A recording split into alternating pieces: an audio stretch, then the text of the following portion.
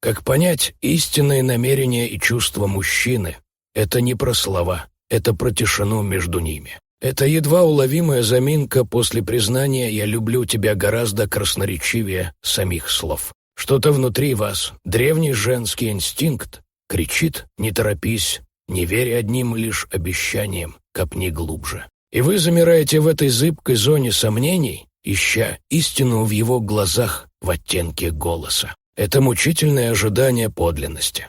Не иллюзия, не страх, а зов души, уставший от фальши, от заученных фраз и натянутых улыбок. Она жаждет реального, настоящего, а правда, как утверждал Юнг, редко лежит на поверхности. Она скрыта в тени, в глубинах бессознательного, и у этого бессознательного есть свой язык не слова, который можно выучить и контролировать, а язык тела. Особенно язык рук мужчины, сейсмограф его души, продолжение его истинных, неконтролируемых порывов.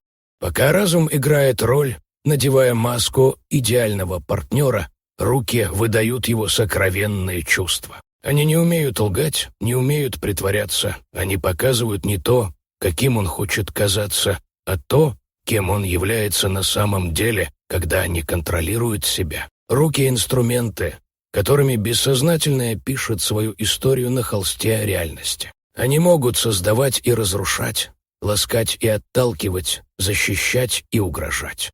Наблюдая за этим безмолвным танцем, вы сможете прочесть то, что никогда не будет произнесено вслух. Увидеть, показывает ли он вам себя целиком или лишь ту часть, которая преследует определенную цель. Перестаньте спрашивать «любишь ли ты меня?», не ищите подтверждений в пустых словах. Начните видеть, я научу вас, как по одному жесту, по одному бессознательному движению руки можно узнать о его чувствах больше, чем из 1000 признаний. Это не хиромантия, это глубинная психология Юнга. Готовы?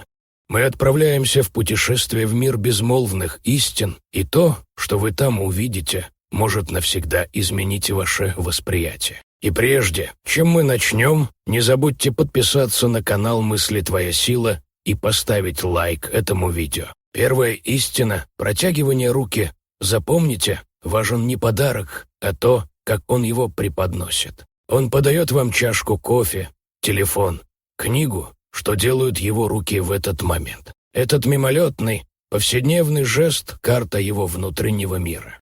Одни ставят предмет отстраненно, без касания.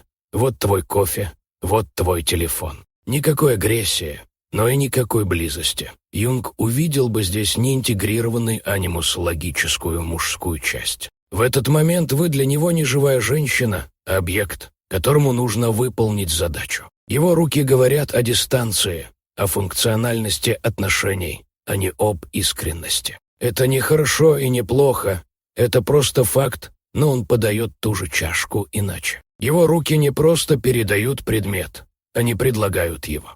Итак, когда он протягивает вам что-то, на мгновение его пальцы касаются ваших. Может, он и смотрит в другую сторону, даже разговаривает по телефону. Но это нежная, интимная деталь говорит громче слов. Это не просто формальность. Это акт символический, я бы сказал, что в этот момент логика его анимуса гармонирует с его внутренней женской частью, отвечающей за связь и чувства. Рука не просто выполняет функцию, она ищет контакта. Это подсознательное стремление к соединению двух миров.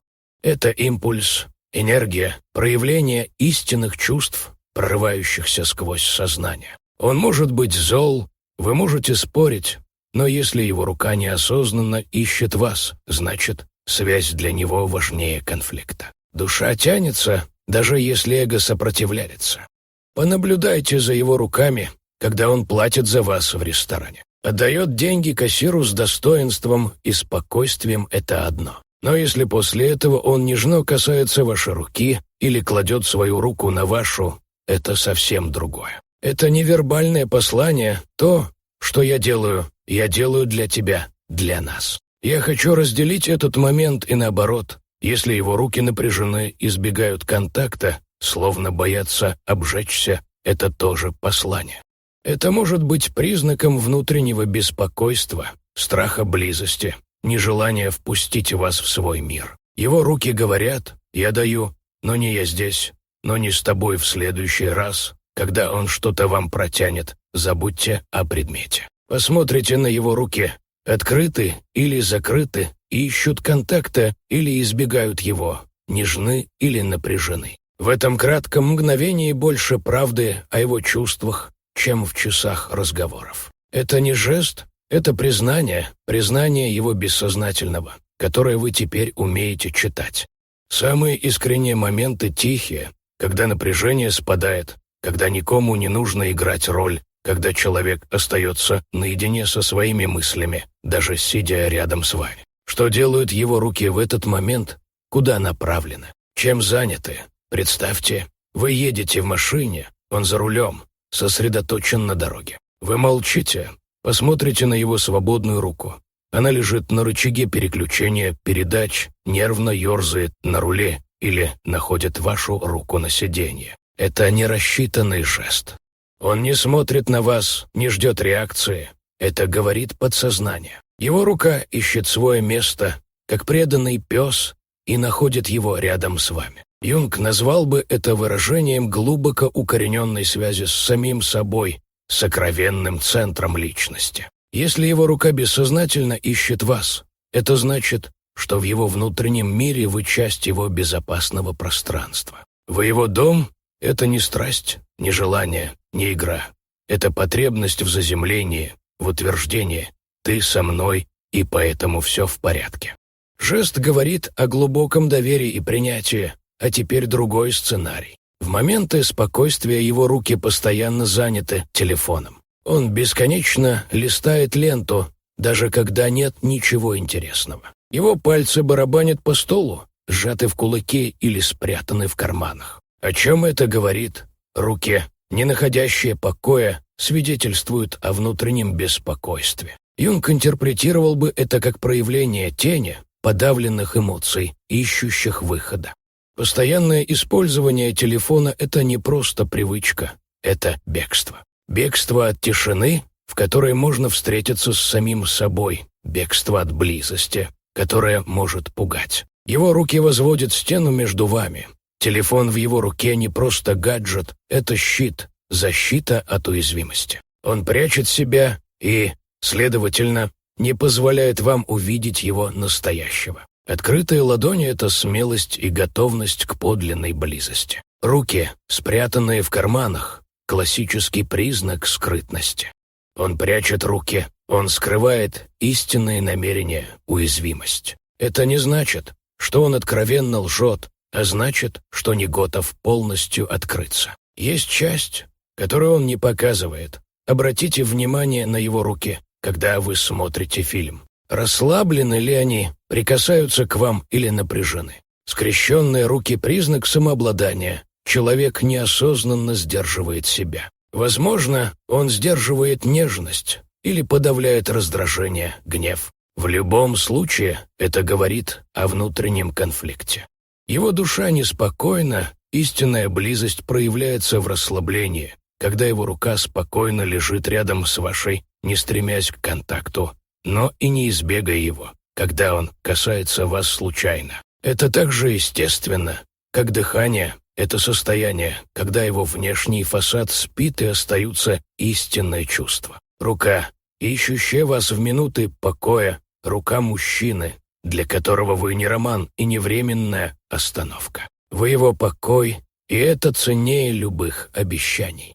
Третья истина — руки во время ссоры или конфликта — это момент, когда спадают все маски и проявляется тень. Все, что человек тщательно подавлял, гнев, страх, обида вырывается наружу. И когда увидите его истинное лицо, смотрите не на искаженное гневом лицо, а на его руки. Они выдают не только гнев, но и то, что скрывается за ним. Вы спорите, его голос становится громче, что делают его руки. Если они сжимаются в кулаки, это самый древний и первобытный сигнал.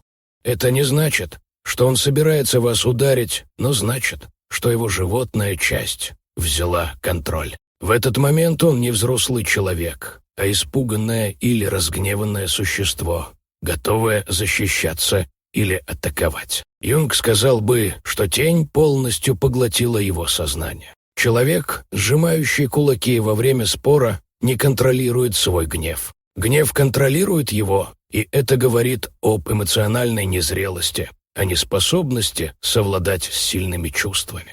Он может не представлять физической опасности, но опасность заключается в его непредсказуемости. Другая возможность — его руки начинают агрессивно жестикулировать. Он указывает на вас пальцем, рубит воздух рукой. Это не просто защитная реакция, а атака на ваше пространство. Указательный палец — символическое оружие, попытка сломать защиту, унизить, подчинить. Его руки кричат: «Ты не прав, ты должен сдаться». Это жест обвинителя, а не партнера.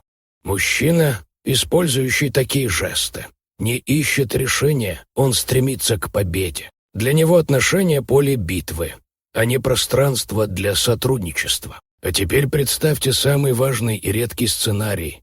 Вы спорите, оба обижены и оскорблены, но его руки остаются открытыми, ладонями вверх или к вам. Это невероятно мощный знак. Рука, остающийся открытой в момент опасности, знак высочайшего доверия и максимальной уязвимости. Его бессознательное говорит: «Я злюсь, но не закрываюсь от тебя. Я обезоружен. Я готов к диалогу», даже если он болезнен. Юнг интерпретировал бы это как признак интегрированной тени. Этот человек познал свой гнев, не боится его, и поэтому он не пожирает его. Он может злиться и при этом сохранять связь с вами. Он не хочет уничтожать вас или доминировать над вами, потому что понимает, уничтожая вас, он уничтожает и часть себя. Иногда, в пылу ссоры, он может прикоснуться к вам не для того, чтобы удержать, а чтобы остановить бурю. Жест отчаяния и одновременно надежды. Его рука говорит: «Пожалуйста, давайте остановимся. То, что у нас есть, важнее этой ссоры». Мужчина, способный на такой жест в разгар конфликта, обладает невероятной внутренней силой и зрелостью. Он ставит отношения выше своего эго, поэтому наблюдение за руками во время ссоры — это высшее испытание его души. Сжатые кулаки означают страх и незрелость.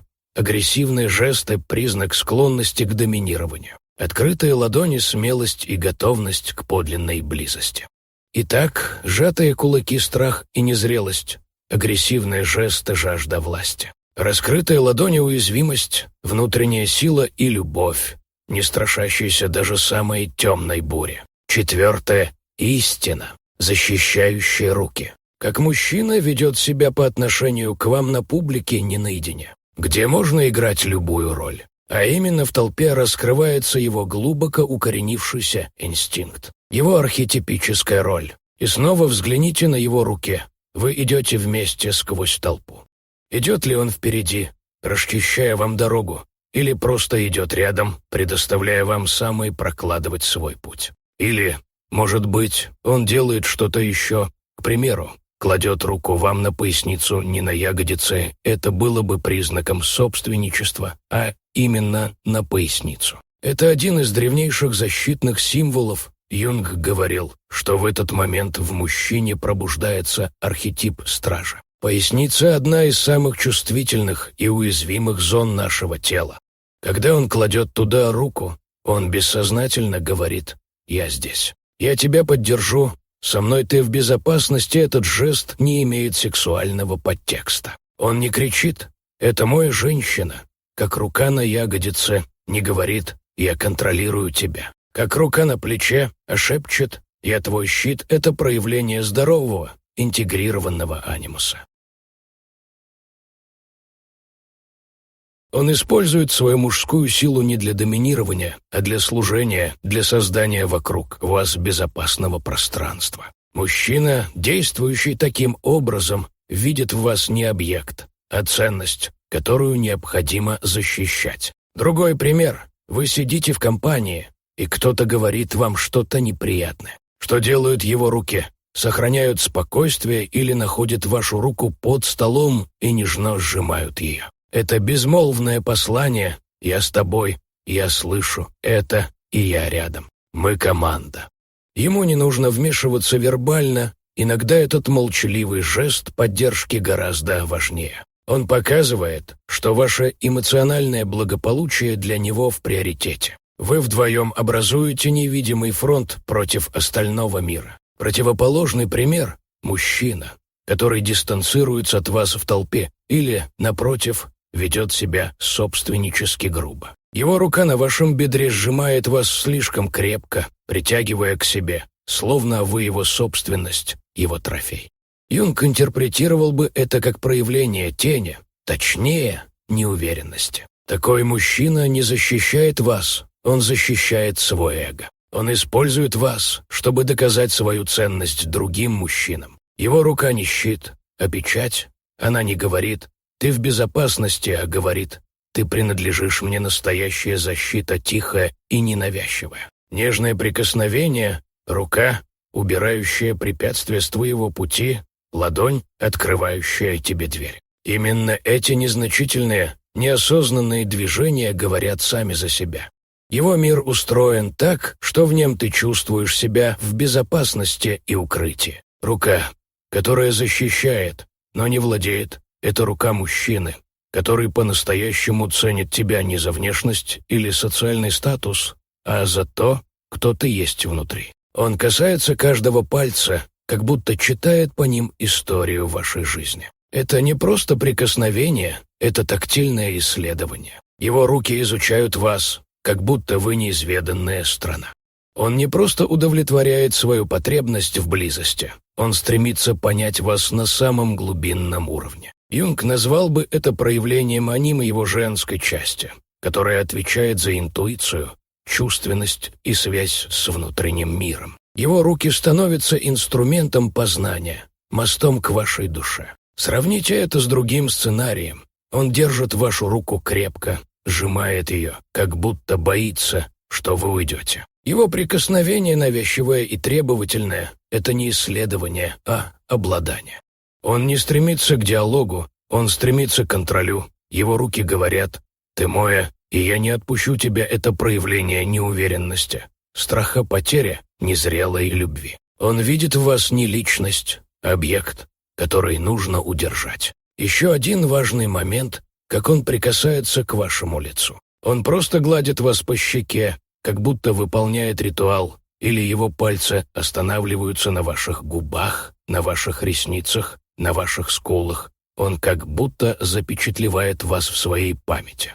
Это не просто проявление нежности, это признак глубокого восхищения. Он любуется вами, как произведением искусства. Его руки говорят: «Я вижу твою красоту, не только внешнюю, но и внутреннюю. Я ценю каждый твой изгиб, каждую твою черту. Это любовь, которая выходит за рамки физического влечения. Это любовь, которая видит душу. И напротив, если его прикосновения поверхностные и безликие, если он не смотрит вам в глаза, когда касается вас, это признак отчуждения.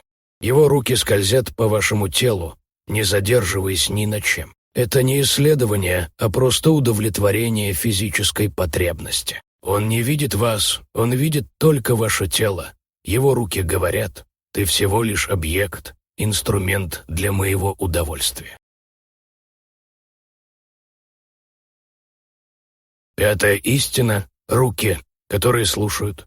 Мы привыкли думать, что слушаем ушами, но на самом деле слушает все тело, и руки играют в этом ключевую роль. Они могут выдавать скуку и нетерпение, даже если мужчина кивает и улыбается, пока вы рассказываете важную историю. Посмотрите на его руки. Спокойно ли они лежат на столе?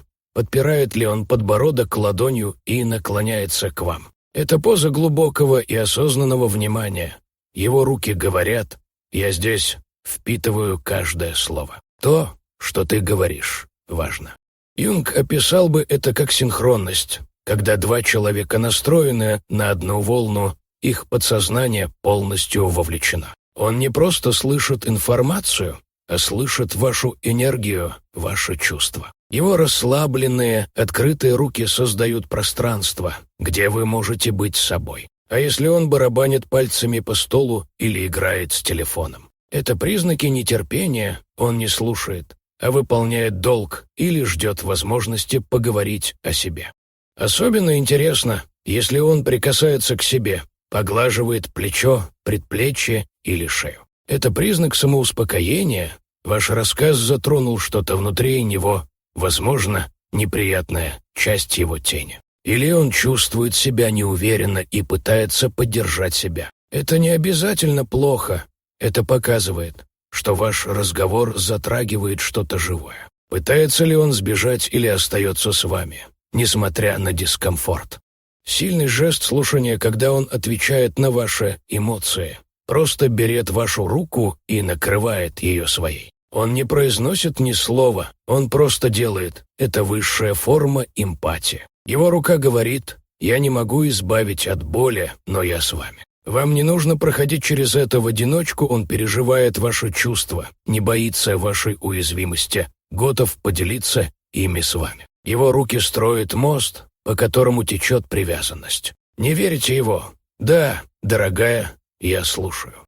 Верьте его спокойным, открытым и внимательным рукам. Последнее и, пожалуй, самая важная истина касается того, как руки мужчины взаимодействуют с миром от вашего имени. Не словами, не вашим телом, а самой реальностью. У вас сломалась полка. Как он реагирует? Говорит ли он, что нужно позвать мастера, или молча тянется за инструментами и, пусть не очень умелыми, но настойчивыми руками начинает работать? Не смотрите на результат, смотрите на процесс. Когда мужчина чинит или создает что-то для женщины, он совершает глубоко архетипическое действие. Юнг сказал бы, что это проявление архетипа творца или ремесленника, того, кто использует свою энергию, чтобы упорядочить хаос и сделать пространство женщины более гармоничным и безопасным. Если его руки нервничают, если он ругается и отбрасывает инструменты, это знак, что он делает это из чувства долга. Для него это бремя, его теневая сторона, раздражительность и сопротивление выходят на поверхность. Но если его руки работают сосредоточенно и спокойно, даже если что-то не получается с первой попытки, то это нечто совершенно иное. Это медитация, это его способ выразить свою любовь и заботу. В этот момент он становится не просто партнером, а защитником и создателем вашего мира. Он говорит без слов: «Я хочу сделать твою жизнь лучше. Я хочу, чтобы ты чувствовала себя комфортно и в безопасности во взаимном интересе». Его глаза — это не просто отражение внешности, это окно в его душу. И когда вы научитесь читать этот язык, вы откроете для себя ключ к настоящей связи, к любви, основанной на подлинности и взаимном понимании. И все это благодаря маленькому путешествию в мир безмолвных истин, который открыл нам великий Карл Юнг. В этот момент его руки говорят больше любых слов. «Ваше благополучие важно для меня. Ваши проблемы — это мои проблемы. Я готов вложить свое время и силы, чтобы сделать вашу жизнь лучше». Это может быть что угодно, как он собирает для вас мебель из IKEA, как настраивает ваш компьютер или как готовит для вас. Посмотрите на его руки, творят ли они с любовью или с неохотой. Он наслаждается процессом заботы. Он не просто кормит вас, он наполняет еду своей энергией. Это акт преданности. Напротив, есть мужчина, который никогда ничего не делает для вас своими руками, который предпочтет заплатить, делегировать или позвонить кому-то другому. Возможно, он боится или не научился выражать заботу делами. Он заменяет личные инвестиции универсальной энергии денег, что не обязательно плохо, но демонстрирует определенную дистанцию. Он решает проблему, но не вовлекается лично. Истинная любовь всегда стремится к воплощению. Она не может оставаться только чувством или словом. Она стремится войти в материю, и руки — важнейший инструмент этого воплощения. Руки, которые создают что-то для вас с радостью и достоинством, это руки мужчины, чья любовь настоящая. Она не витает в облаках, она здесь, на земле, в неподвижной полке, в собранном шкафу, в чашке горячего чая, которую он заварил для вас своими руками. Это самая честная и мощная валюта любви.